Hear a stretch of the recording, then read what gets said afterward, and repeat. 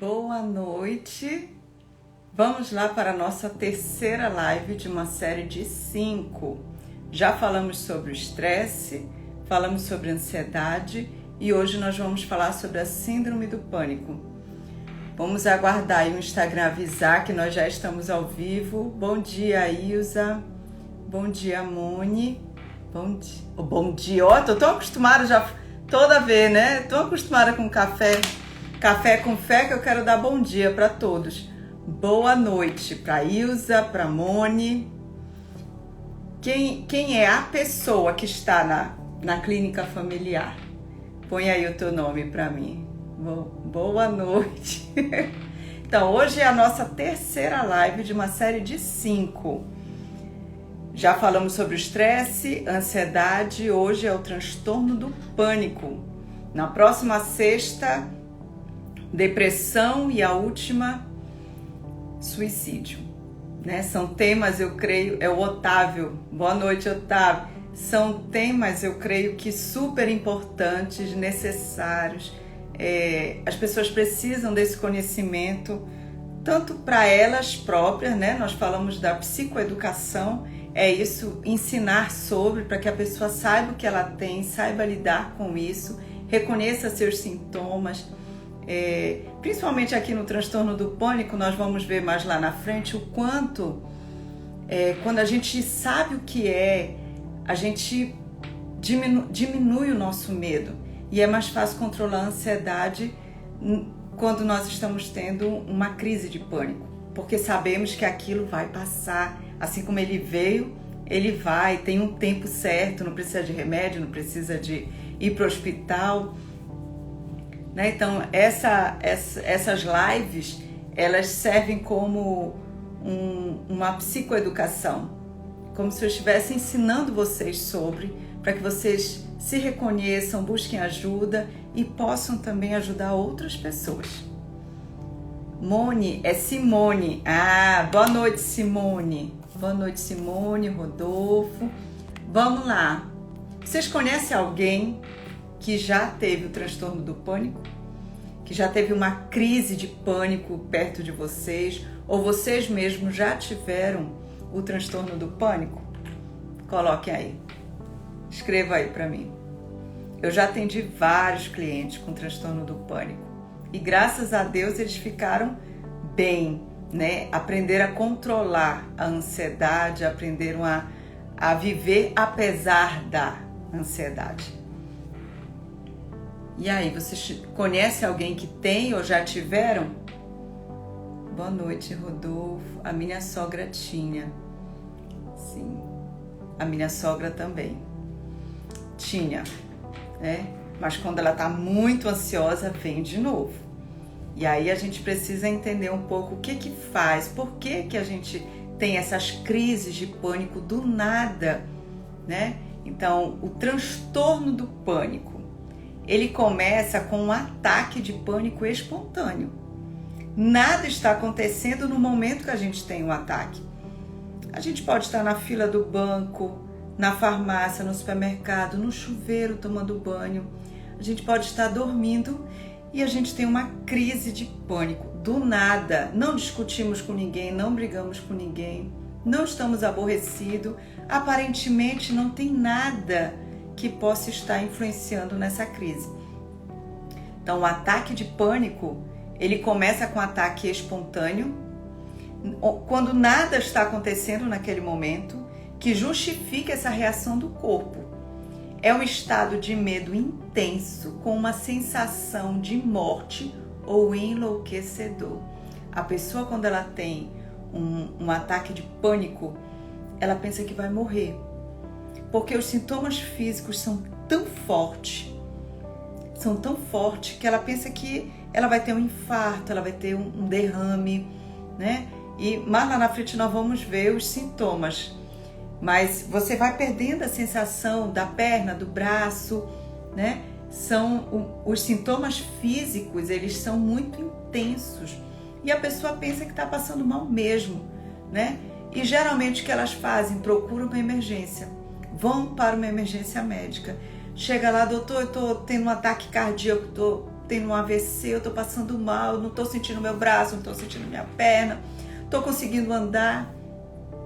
O médico vai, examina, não tem nada. No máximo que pode acontecer ali é uma alteração na pressão arterial.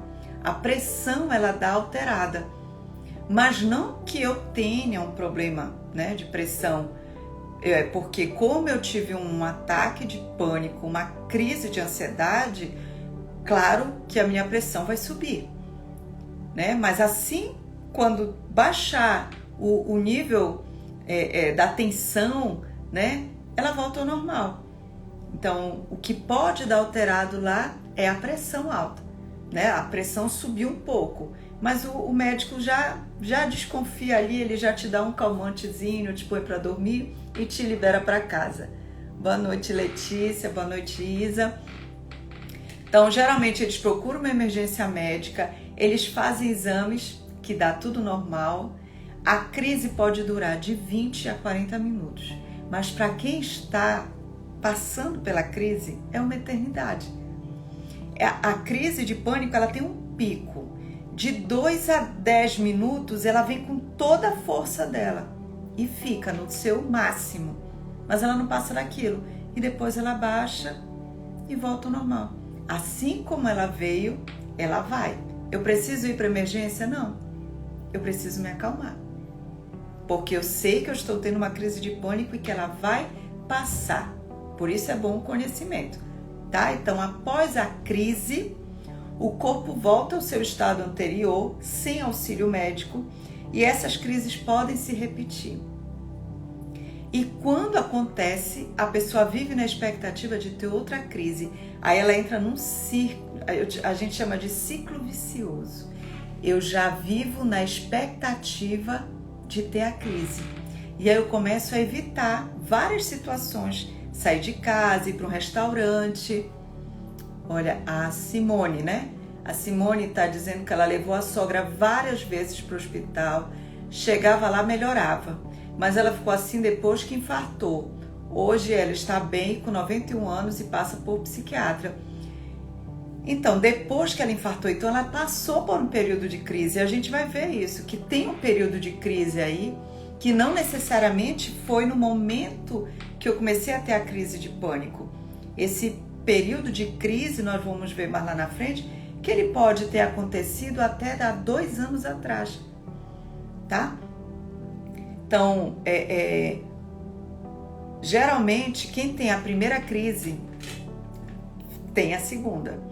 Então, você passa mal, tem aquela crise, vai para o hospital, não tem nada. E pode ser que você tenha a segunda. Se eu tiver a segunda, for de novo para o hospital e não tiver nada, eu começo a ficar hipervigilante. Eu começo a achar que eu tô louca, porque eu sinto tudo e não tenho nada, ou eu tô com uma doença muito grave, eu vou morrer. E os médicos não conseguem identificar qual é essa doença grave, né? Então, a pessoa começa a viver na expectativa de ter outra crise. Se ela teve essa crise no supermercado, ela não quer mais ir no supermercado. Se foi na farmácia, não vai mais na farmácia. Se foi no banheiro, toda vez que entra no banheiro, o coração já acelera, porque ela já está na expectativa de ter outra crise. Entende? Então, ela fica presa num ciclo. A mamãe está dizendo que ela teve há muitos anos atrás, quando ela soube que tinha um problema no coração. As filhas dela eram pequenas, ela morria de medo de morrer, porque ela descobriu um problema no coração dela. Isso. Então a pessoa começa a ficar hipervigilante. Em vez de eu olhar para a TV, assistir o filme, ler meu livro, eu começo a ficar olhando nas sensações do meu corpo. Meu coração está mais acelerado. Eu tô suando. Eu tô sentindo dor de... Sabe? Ela hiperfoca no corpo, parece que ela põe uma lupa e começa a olhar só para o corpo. E qualquer sintoma diferente, ela já acha que vai ter uma crise de pânico. Então, a pessoa fica atenta a qualquer sintoma ou sensação diferente no corpo. As crises de pânico também podem ocorrer durante o sono. Para vocês verem como não é nada ao nosso redor, né? Naquele momento. Porque você está dormindo. Está dormindo e do nada você acorda com aquela falta de ar, o coração acelerado, parece que você vai morrer. e você estava dormindo. Não estava pensando em nada, não estava aborrecida, nada, né? E aí olha aquele susto. Lá você está tendo uma crise de pânico e estava dormindo e acordou assustada. Então são muitos casos, várias pessoas têm isso, né? E a pessoa desperta repentinamente com a sensação de terror e vários sintomas físicos. Aí tem crise de choro, tem muito medo, acha que está morrendo, que vai morrer, né? E esses medos, esses pensamentos catastróficos, eles vão aumentando cada vez mais a minha ansiedade. Em vez de me acalmar, elas pioram, porque eu começo a pensar em tudo que é ruim, coisa ruim que pode estar acontecendo comigo.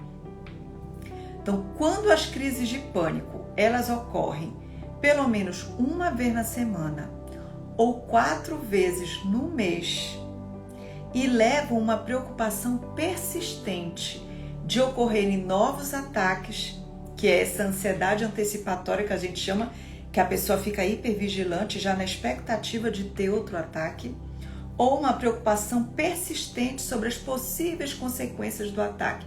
Eu vou enlouquecer, eu vou ter um AVC, eu vou ter um infarto. Aí nós falamos de um transtorno de pânico, tá? Antes disso, quando foi só uma vez e nunca mais apareceu, eu tive uma crise de ansiedade, né? Eu tive uma crise de pânico, uma crise de ansiedade que eu posso não ter nenhuma outra vez. Mas aí eu tenho de novo e eu começo a ficar na expectativa de ter novamente e começo a me privar. Aí eu começo a não sair mais de casa, eu começo a não ter mais vida social, porque eu tenho medo de estar num lugar, passar mal, vou passar vergonha, eu vou vomitar, eu vou desmaiar, eu vou morrer, vão rir de mim. Então, quando essas crises se repetem, eu tenho pelo menos uma vez na semana uma crise dessa, ou 4 vezes em um mês, a gente já pode falar em um transtorno de pânico. Boa noite, Helena. Boa noite, Daniele. E aí, essas crises de pânico não tratadas, elas podem trazer à tona uma ansiedade chamada de agorafobia. Vocês já ouviram falar? Quando não tratada, ela pode desencadear esse transtorno, agorafobia, que é caracterizada por uma ansiedade de estar em situações onde a saída pode ser difícil. Eu vou para o cinema, eu passo mal, eu tenho que sair, eu não consigo ficar no cinema, porque ele é um ambiente fechado, eu posso passar mal, não achar saída, então eu saio, né? Ou eu não vou, ou eu vou e vou sentar bem pertinho da porta, porque se eu passar mal eu vou sair correndo, né?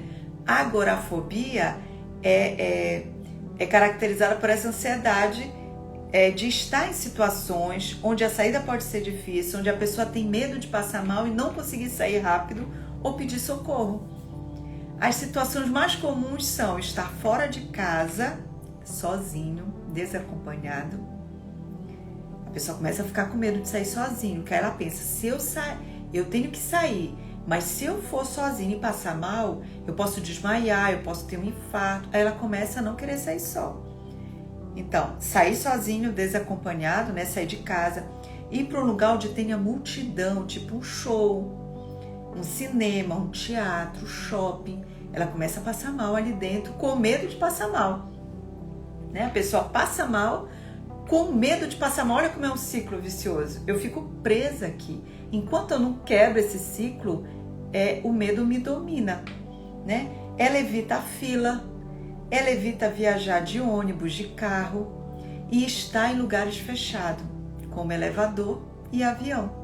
Aí vai começar a não viajar de avião, vai começar a não entrar no elevador com medo de estar no ambiente fechado, passar mal e não conseguir sair, né? Essas situações passam a ser evitadas.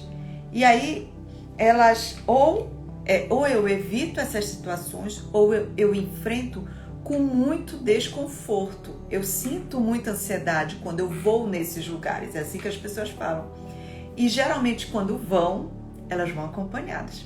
E mesmo acompanhadas, elas sentem muita ansiedade. Dentro do avião, dentro do elevador, dentro do carro, dentro do ônibus, qualquer lugar que tenha muita gente e seja fechado. Num show, num cinema, né? Ou eles param de ir, ou eles só vão acompanhados. E se forem acompanhados, eles sentem muita ansiedade, é muito mal-estar, que eles não conseguem curtir aquele momento. As pessoas começam a não sair de casa, a não trabalhar, prejudicando a vida social, a vida afetiva e ocupacional, porque eles começam a ter medo de tudo e vão começar a evitar tudo, tá? E fica presa em um ciclo vicioso. Qual é esse ciclo? O hiperfoco, eu vivo olhando para ver se eu não tô, se o meu coração não está acelerado demais, se eu não estou com a respiração ofegante, né? E eu começo a olhar só para mim. Então, o hiperfoco é isso. Eu olho muito para o meu corpo, para o que eu estou sentindo, porque sensações, né, no corpo, e eu tenho as interpretações catastróficas. Se o meu coração acelera um pouquinho mais, eu já acho que eu vou ter uma crise, ou que eu estou tendo um problema no coração, que eu vou ter um infarto. São os pensamentos catastróficos, são aqueles pensamentos que é de tragédia, de coisa horrível que vai acontecer, né? Então eu fico presa nesse ciclo, eu fico hipervigilante, e se eu estou hipervigilante, eu não relaxo, meu corpo está tenso mesmo, né? E eu fico presa nos pensamentos catastróficos. E eu preciso o quê? Quebrar esse ciclo. Se não quebrar o ciclo, vai ficar presa e parar a vida. Ela não vai mais trabalhar, não vai mais para aula, não vai sair de dentro de casa. O medo não pode nos dominar, né? A gente precisa vencer o medo, enfrentar o medo. O medo, ele vem pequenino, mas quando eu dou poder para ele, ele se torna um monstro e ele domina a gente, tá? Então, quais são os sintomas físicos que nós apresentamos durante uma crise de pânico? O que a gente sente? Palpitações, aceleração do ritmo cardíaco, sudorese, começa a suar muito, tremores e abalos musculares. Tremores no corpo, né? E os músculos começam a prender, né? Os abalos musculares, como se ele estivesse tenso mesmo, puxando. Sensação de falta de ar ou sufocamento, parece que o ar não vem, a respiração é curta, eu vou morrer sufocado, não consigo respirar. Dor ou desconforto no peito, por causa do esforço que eu faço, né, para respirar. Náusea, aí eu começo a achar que eu vou vomitar. Sensação de tontura, eu vou desmaiar. Vertigem, eu tô vendo tudo girando perto de mim. Desmaio. Desrealização, é uma sensação de estranhamento da realidade. Parece assim que eu tô vendo as coisas de longe, que eu não tô entendendo onde eu estou, né? Desrealização e tem a despersonalização. Eu me olho e é como se eu não me reconhecesse, como se eu estivesse fora do meu corpo, me olhando de fora do corpo, né? Quer dizer, a crise de pânico é uma sensação muito intensa, é uma ansiedade muito forte, é como se fosse o último nível da ansiedade, é a crise do pânico. Aí vem o medo de enlouquecer, o medo de perder o controle, o medo de morrer, o formigamento, começo a sentir formigamento pelo corpo, dormência, começo a não sentir meu braço, começo a não sentir minha perna, em qualquer parte do corpo, né? E calafrios e ondas de calor. E geralmente vem acompanhado de uma crise de choro, porque eu estou com muito medo daquilo que está acontecendo e eu não consigo controlar. Então esses são os sintomas físicos durante a crise de pânico. Então o que a gente precisa entender, ter muito claro na nossa mente para acalmar o nosso coração? O pânico é um alarme falso. Ele dispara quando não há perigo nenhum. Não tem perigo ao teu redor. É o teu corpo que está desregulado, desequilibrado quimicamente, né? É fruto de um longo período de tensão. É fruto de muitas crises, né?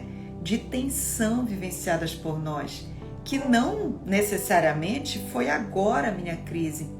Tem a ver com a minha história passada, tem a ver com os meus 2 últimos anos. O que aconteceu nesses 2 últimos anos? O que eu passei nesses 2 últimos anos que podem ter desencadeado essa crise de pânico? Às vezes vem um divórcio, um desemprego, um luto, né? Isso são crises fortes que mexem com a nossa estrutura e que o nosso cérebro foi aguentando, né? O desentendimento, a crise no casamento. Antes do divórcio vem uma crise e depois o divórcio, não é assim? Então, a gente precisa ter claro que o pânico é um alarme falso, não tem nada acontecendo, né? Tanto que aonde ele dispara não tem perigo nenhum. Ele vai disparar dentro de um supermercado, dentro de uma farmácia, no teu quarto, no banheiro, na fila de espera do consultório médico. Você está ali esperando o médico, você tem uma crise de pânico ali dentro. Aí você sai, né? Aí não quer entrar no elevador porque você está se sentindo sem ar, tá se sentindo sufocado. Você vai de escada mesmo para entrar no teu carro, chega no estacionamento, tu continua sentindo falta de ar, tu sai com o carro para ver se fora, quando tá tudo aberto, o ar vem, tu consegue respirar. Em lugares que não tem ameaça nenhuma, é onde a gente tem a crise do pânico. Prestem atenção. Então o cérebro, ele libera uma descarga de adrenalina, preparando o nosso corpo para lutar ou fugir, porém sem o perigo real acontecendo. Então o teu corpo, ele está no nível de estresse altíssimo, com uma ansiedade altíssima, e ele começa a disparar sem nenhum perigo evidente, sem nenhum perigo real aqui, objetivo, na tua frente. Não tem nada que esteja provocando isso em você. É algo interno, é um desequilíbrio no teu cérebro. E aí o teu cérebro vai disparar excesso de adrenalina. E aí o teu corpo todo tem essas reações físicas, a palpitação, a respiração ofegante, sensação de sufocamento. É a adrenalina que faz o teu corpo sentir tudo isso. Vai urinar, vai dar dor de barriga, vai dar náusea, vai dar enjoo, vai dar tudo por causa da descarga excessiva de adrenalina no teu corpo.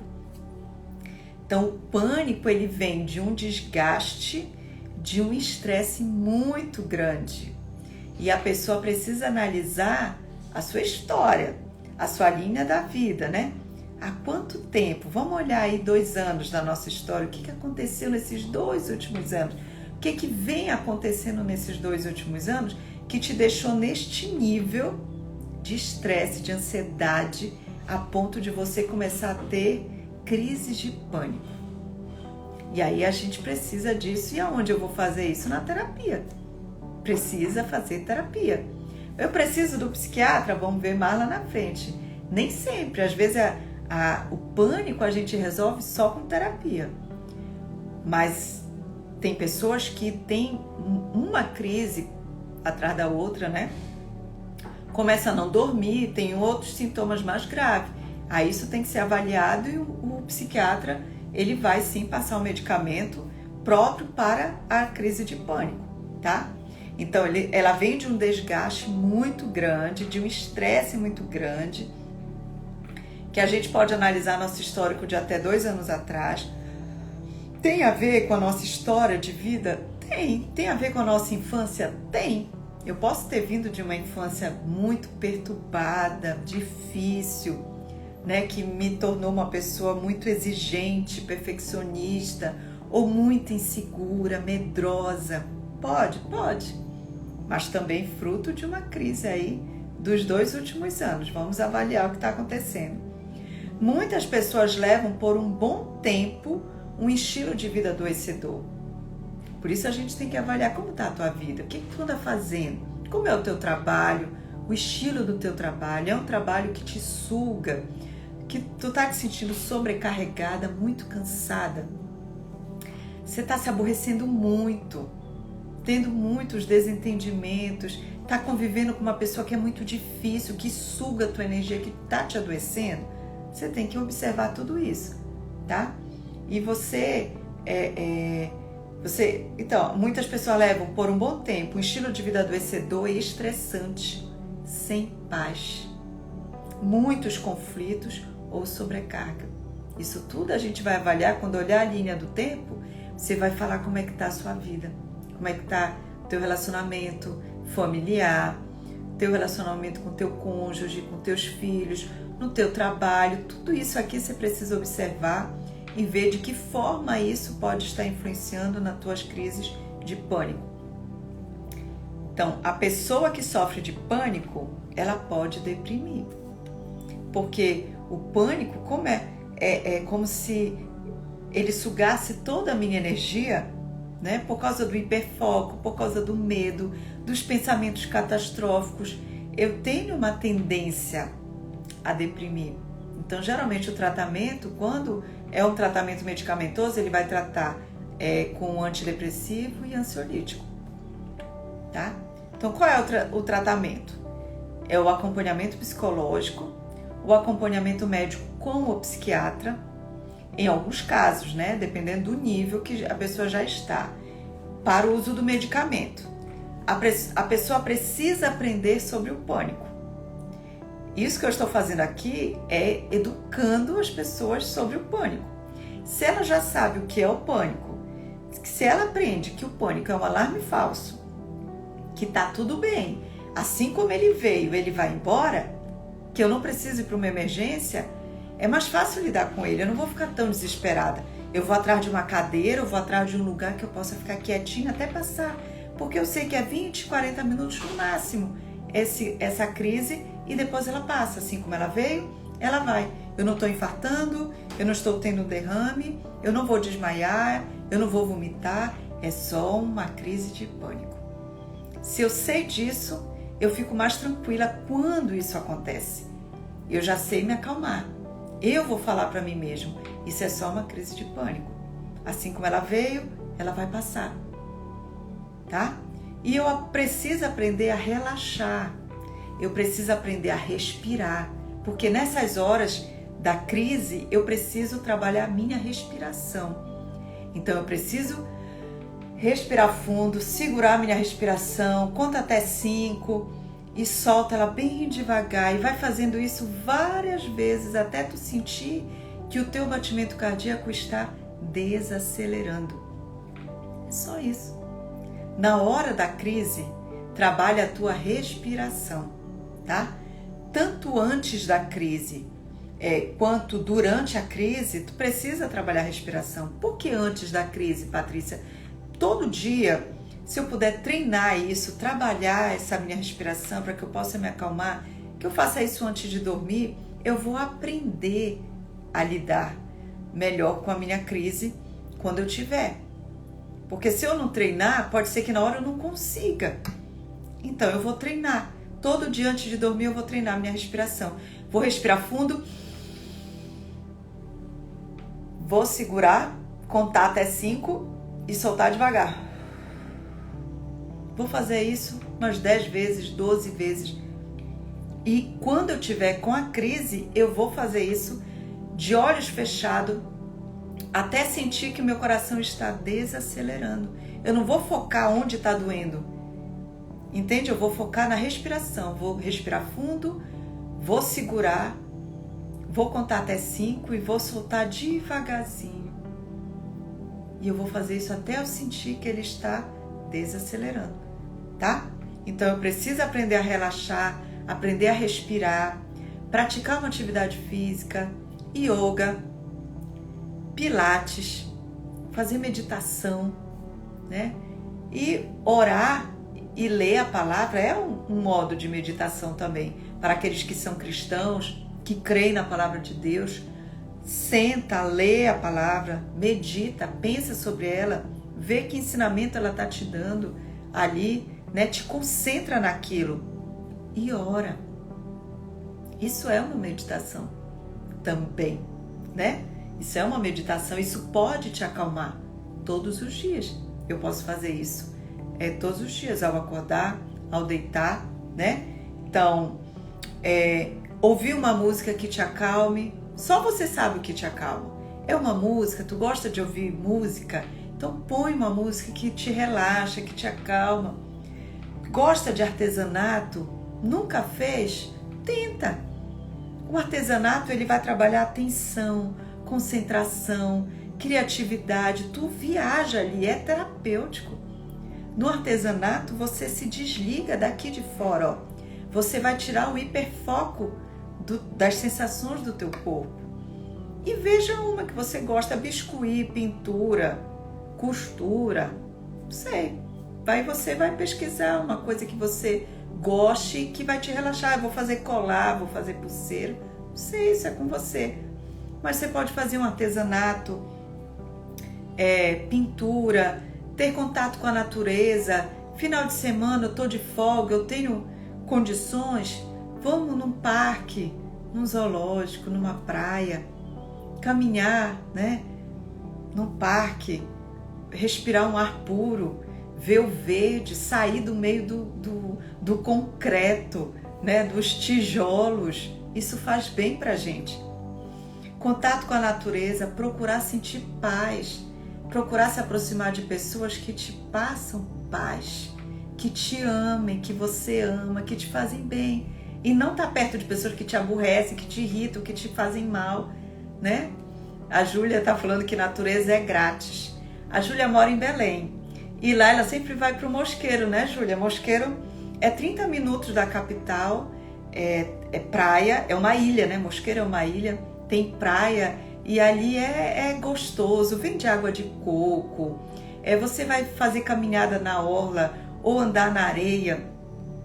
Isso traz uma sensação de liberdade ali, de paz, e a gente precisa, quando está muito ansioso, estressado, a gente precisa sentir paz, a gente precisa falar para o nosso corpo que está tudo bem, vamos respirar esse ar puro, vamos pisar na areia, andar na praia, vamos fazer uma caminhada dentro de um bosque, de um museu, né? O Parque do Utinga, a Júlia está falando lá em Belém. Aqui em São Paulo tem a Lagoa do Taquaral, mas recentemente teve queda de árvore, né? Então está fechado. Os parques aqui em Campinas estão todos fechados, por enquanto, por causa das tempestades, o solo encharcado e as árvores caindo. Então ninguém, por favor, aqui em Campinas vá fazer caminhada nos parques, né? E você precisa o quê? De paz, de sossego e desacelerar a vida. Palavra-chave aqui, desacelerar. Ninguém é máquina, ninguém vive a 220. Uma hora o corpo vai pifar, ele vai gritar. Então a gente precisa desacelerar, tá? Então avalie a sua vida, veja como ela está. A Maíra está falando do Parque do Ibirapuera em São Paulo. Eu não conheço, Maíra. Dizem que ele é muito bonito, mas eu não conheço. Um dia tu me levas lá, né? Para conhecer. Quando eu for em São Paulo, tu me leva. E precisamos o quê? Mudar os pensamentos. Quando vier os pensamentos de morte, de loucura, que eu tô ficando louca, que eu estou tendo uma doença grave, você precisa falar para si mesmo: vai passar, não tem perigo nenhum. Meu cérebro que liberou uma descarga de adrenalina. Por isso eu estou sentindo tudo isso. Eu estou tendo uma crise de ansiedade, eu estou muito estressada. Vai passar, assim como ela veio, ela vai. Quando eu mudo o meu pensamento, quando eu foco que eu vou morrer, que eu vou ter um infarto, eu vou ter um AVC, eu vou ficar pior do que eu já estou. Mas eu preciso mudar esse pensamento. Quando eu tiver um medo, eu vou dizer: não, tá tudo bem, é só uma crise de ansiedade, né?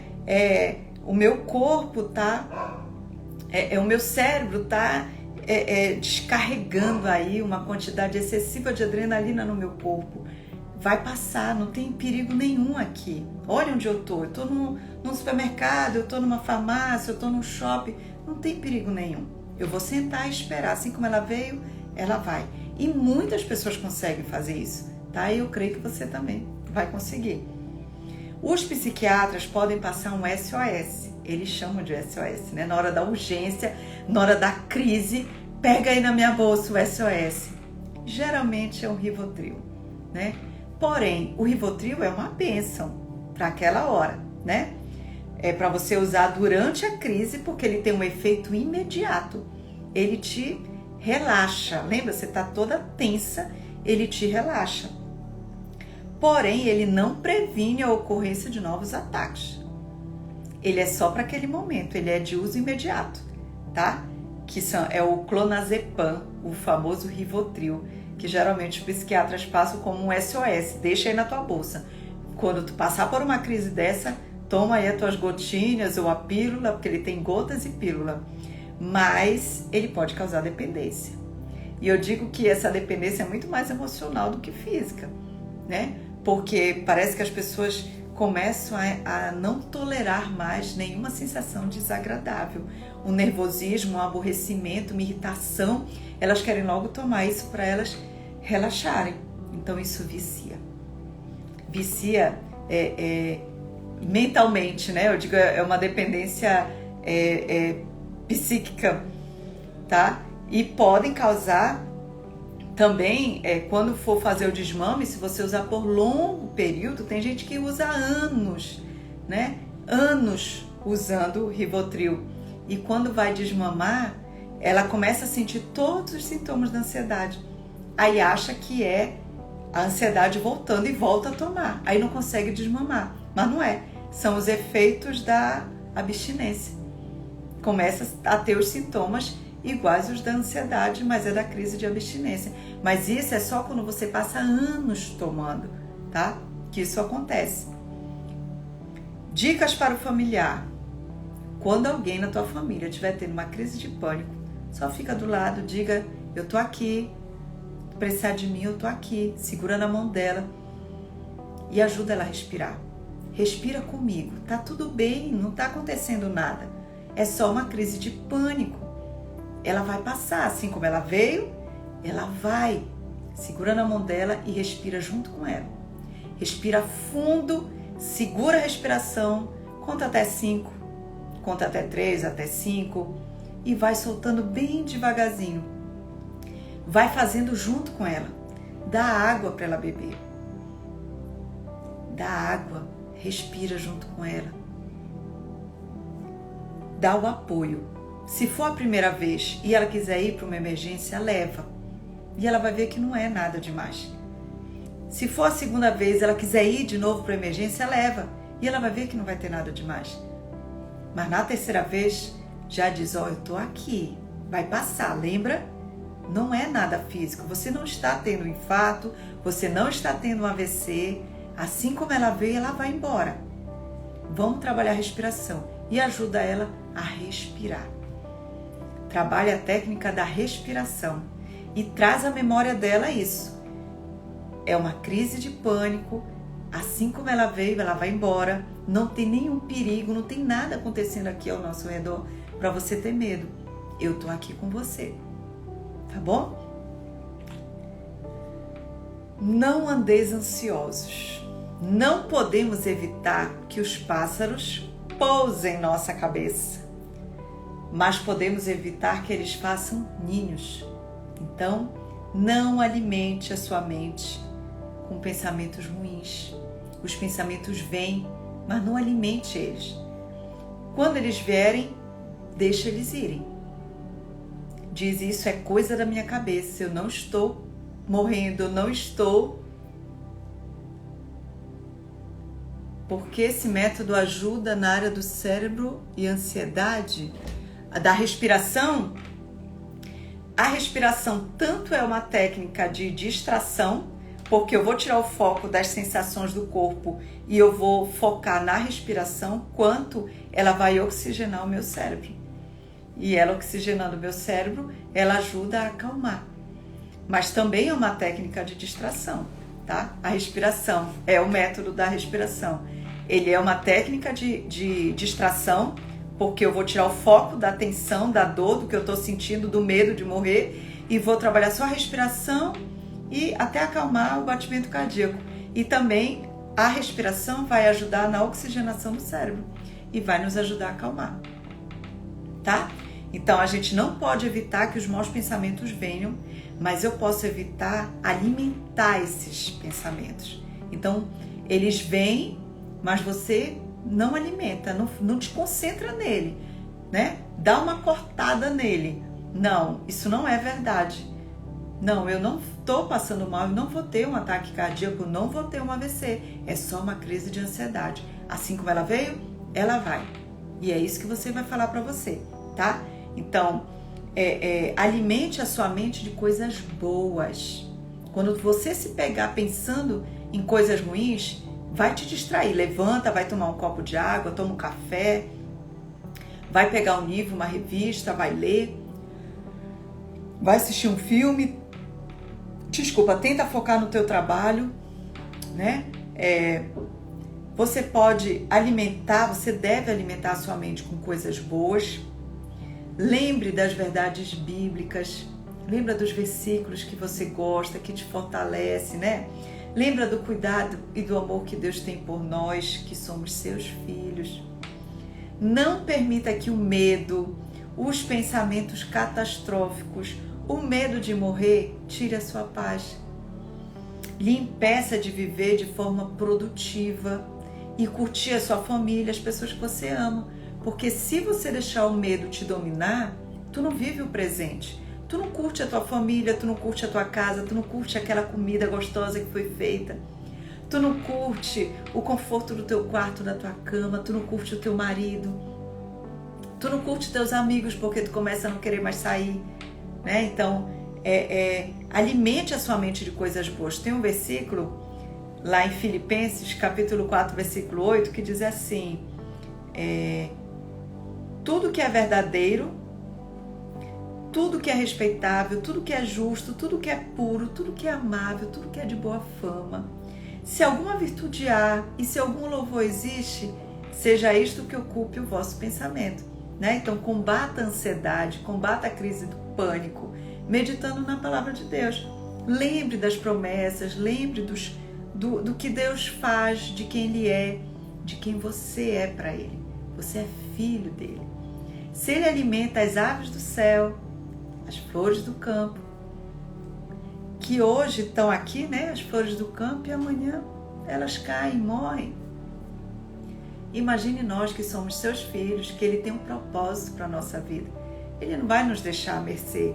Ele sempre vai cuidar de nós. Amém? Então essa é a nossa live de hoje. Eu espero ter ajudado vocês de alguma forma, ter desmistificado alguma coisa.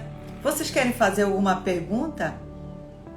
Bora aproveitar aí que a gente já tem um tempinho.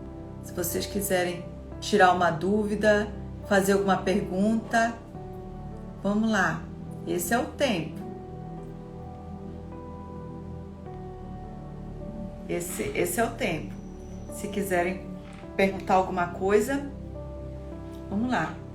Tá? Então, não esqueçam do que é o pânico, o que é a síndrome do pânico, como vocês podem ajudar as pessoas, né? Lembrem sempre que ele é algo espontâneo, assim como ele vem, ele vai. Não precisa ir para emergência. Posso procurar um psiquiatra? Pode procurar um psiquiatra se isso tiver muito repetitivo, entende? Ele só vai ser um transtorno se eu tiver uma vez na semana ou 4 vezes no mês. Aí se ele é um transtorno. Eu posso tratar só com a terapia? Pode, porque quando eu aprendo quem ele é, eu perco o medo dele. Ele não me domina.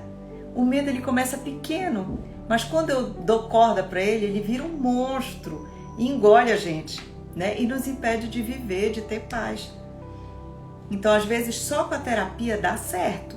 Mas aí, durante a terapia, se a gente percebe que os sintomas estão muito fortes, que a pessoa não está conseguindo controlar e está muito repetitivo, já teve várias vezes, né?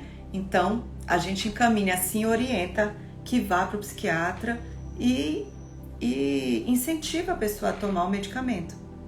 A Simone está falando que muitas noites ela acorda com o corpo tremendo e a respiração ofegante.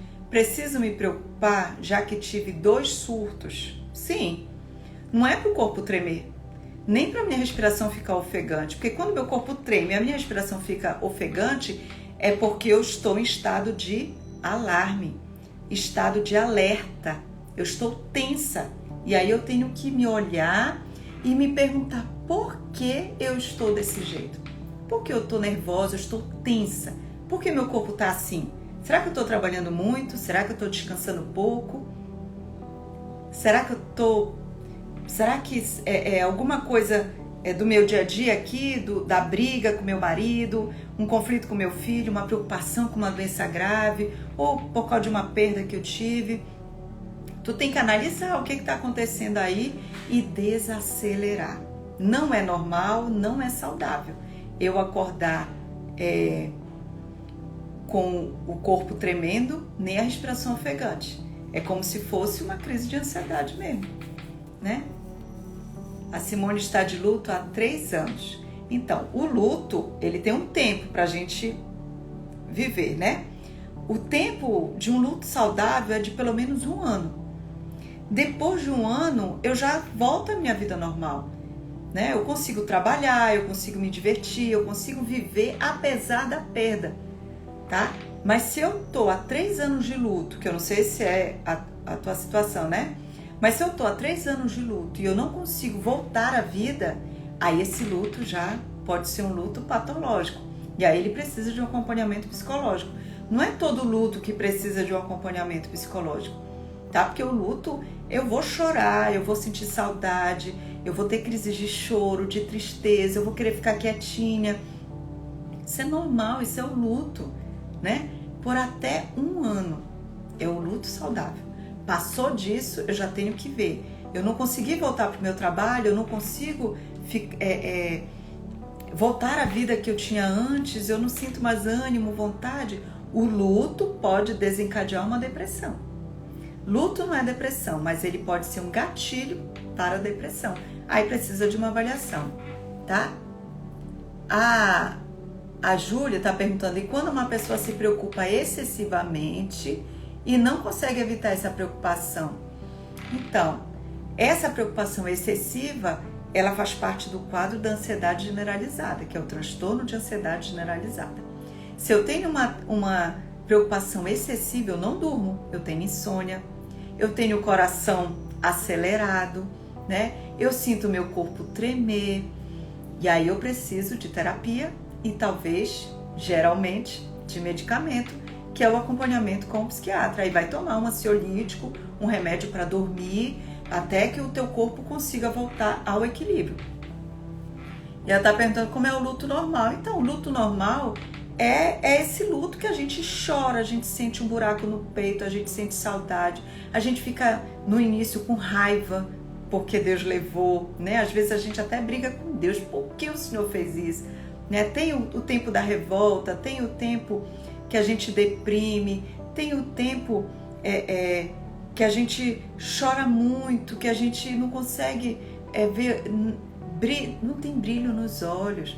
É um luto, é uma dor, é a dor de uma perda, é um buraco, né? É alguém que saiu, que foi arrancado de dentro de mim, alguém que eu amava, que foi arrancado de dentro de mim. Não foi que eu quis me separar, mas ele foi arrancado de dentro de mim. Então é uma dor grande. E eu posso viver essa dor até 1 ano. É normal, eu estou me readaptando, eu estou aprendendo a viver apesar desta dor e sem a presença dessa pessoa que foi arrancada de mim, né? E eu sempre falo aqui, no devocional Café com Fé, né? Eu sempre falo que a morte é certa para todos nós. Eu vou morrer, você vai morrer, meu filho vai morrer, meu marido vai morrer. Eu não sei a hora que nós vamos. Uns vão criança, outros vão adolescente, outros vão jovem, outros vão adulto, outros vão idosos. A gente sempre espera que vá idoso, né? Que é o ciclo da vida, que ele cumpra esse ciclo. Mas nem sempre é assim, né? Então a gente precisa aprender a viver um dia de cada vez, amar as pessoas que a gente ama, a curtir, né? A ser o melhor que a gente pode para aquelas pessoas que a gente ama muito, porque a gente sabe que não são eternas. Dá um abraço, um beijo, falar eu te amo, né? Eu gosto muito de você, eu tô com saudade de você, porque a gente nunca sabe quando vai ser o último dia. A gente tem que estar preparado para isso, a gente sabe que isso vai acontecer, tá? A Isis acorda assim, com respiração ofegante. Ela acabou de me falar. Da ansiedade, né? Mas a Isis já está medicada, né? Se Deus quiser, a Isis já está no tratamento dela, terapêutico, e com o médico, né? Que é para controlar a parte química do corpo, né? Do cérebro. A gente precisa do médico também, né? A gente não pode descartar. Mas geralmente a crise de pânico, que foi o que nós trabalhamos hoje, não precisa. Ela pode vir só uma vez e não vir mais, mas se ela se torna repetitiva e aí ela começa a ser um transtorno, porque me impede de trabalhar, me impede de sair, eu tô com medo de tudo, aí eu preciso do acompanhamento do médico, e o médico que faz esse acompanhamento é o psiquiatra. Ele que pode receitar, ele que vai passar o remédio, e não tenha medo de dependência, de e se eu ficar dependente desse remédio? Os médicos, eles passam a menor dosagem possível e eles sabem por quanto tempo tu pode ficar com esse remédio. Depois ele faz o desmame e você para de tomar. Geralmente é 1 ano, de 6 meses a 1 ano, alguns ficam 2 anos tomando, mas é uma dosagem baixa. Então é mais fácil para fazer o desmame, tá bom? Então a gente vai terminar aqui. Muito obrigada por estar aqui comigo, né, pela participação. Essa live ficará gravada. Sexta-feira que vem vamos falar sobre depressão. Você conhece alguém, tem um familiar ou você mesmo, vem comigo na sexta-feira que vem às 7 horas da noite. Vamos conversar sobre depressão. O que é, quais são os sintomas, por quê, né? Quais são as causas, os sintomas, qual é o tratamento. E se der, eu entro. O que a Bíblia fala sobre isso? Só que aí vai ser muito longo. Eu estou me organizando ainda como vai ser essa nossa live sobre a depressão. Mas com certeza vem muito conhecimento aí para vocês, tá bom? Um beijo, fiquem com Deus. Até sexta-feira que vem. Tchau!